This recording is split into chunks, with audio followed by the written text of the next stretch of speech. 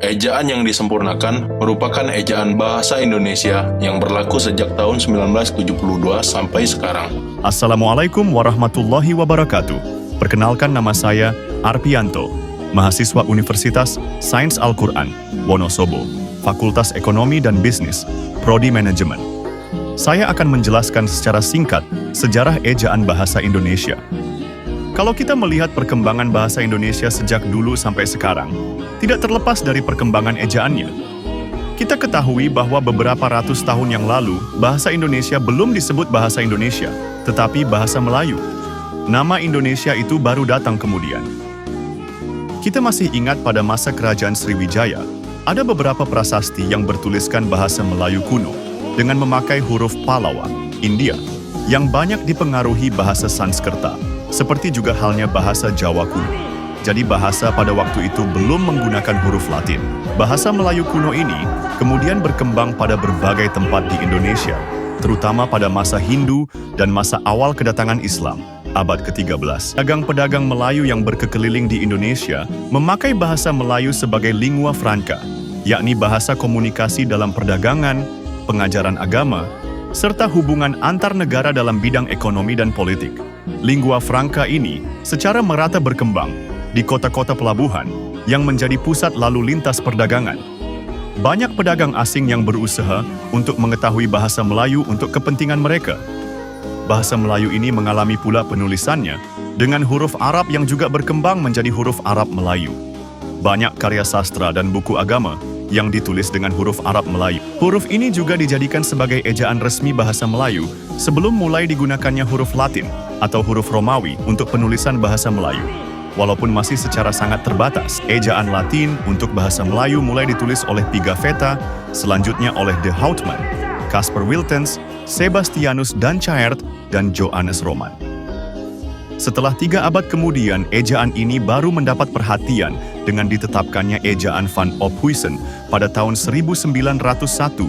Keinginan untuk menyempurnakan ejaan Van Ophuijsen terdengar dalam Kongres Bahasa Indonesia. 1. Tahun 1938 di Solo, yang 9 tahun kemudian terwujud dalam sebuah putusan Menteri Pengajaran Pendidikan dan Kebudayaan 15 April 1947 tentang perubahan ejaan baru. Perubahan ejaan bahasa Indonesia ini berlaku sejak ditetapkan pada tahun 1947. Waktu perubahan ejaan itu ditetapkan, rakyat Indonesia sedang berjuang menentang kembalinya penjajahan Belanda. Penggunaan ejaan 1947 ini, yang lebih dikenal sebagai ejaan Sowandi atau ejaan Republik, sebenarnya memancing reaksi yang muncul setelah pemulihan kedaulatan 1949. Reaksi ini kemudian melahirkan ide untuk mengadakan perubahan ejaan lagi. Dengan berbagai pertimbangan mengenai sejumlah kekurangan, gagasan mengenai perubahan ejaan itu muncul dengan nyata dalam Kongres Bahasa Indonesia kedua di Medan, 1954. Waktu itu Menteri Pendidikan dan Kebudayaan adalah Tuan Muh Yamin. Dalam kongres itu, dihasilkan keputusan mengenai ejaan sebagai berikut. 1. Ejaan sedapat-dapatnya menggambarkan satu fonem dengan satu huruf. 2. Penetapan ejaan hendaknya dilakukan oleh satu badan yang kompeten. 3. Ejaan itu hendaknya praktis tetapi ilmiah. Keputusan kongres ini kemudian ditindaklanjuti oleh pemerintah, yang menghasilkan konsep sistem ejaan yang disebut ejaan pembaharuan. Namun ejaan ini tidak dapat dilaksanakan karena adanya beberapa huruf baru yang tidak praktis, yang dapat memengaruhi perkembangan ejaan bahasa Indonesia, terilhami oleh Kongres Bahasa Indonesia. Kedua di Medan, 1954, diadakan pula Kongres Bahasa Indonesia di Singapura, 1956, yang menghasilkan suatu resolusi untuk menyatukan ejaan bahasa Melayu di Semenanjung Melayu dengan ejaan bahasa Indonesia di Indonesia. Perkembangan selanjutnya dihasilkan suatu konsep ejaan bersama yang diberi nama Ejaan Melindo, Ejaan Melayu Indonesia.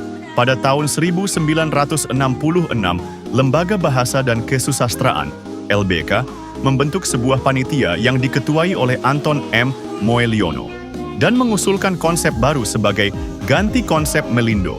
Pada tahun 1972, setelah melalui beberapa kali seminar, akhirnya konsep LBK menjadi konsep bersama Indonesia-Malaysia yang seterusnya menjadi sistem ejaan baru yang disebut ejaan yang disempurnakan, EYD. Kalau kita beranalogi dengan ejaan Van Ophuijsen dan ejaan Sowandi, EYD dapat disebut ejaan Masyuri, karena pada waktu itu Masyuri sebagai Menteri Kebudayaan memperjuangkan EYD sampai diresmikan oleh Presiden. Ada 4 ejaan yang sudah diresmikan pemakaiannya, yaitu 1 ejaan Van Ophuijsen, 1901, 2 ejaan Sowandi, 1947, 3 ejaan yang disempurnakan, Slatters Jubur 2, 4 pedoman.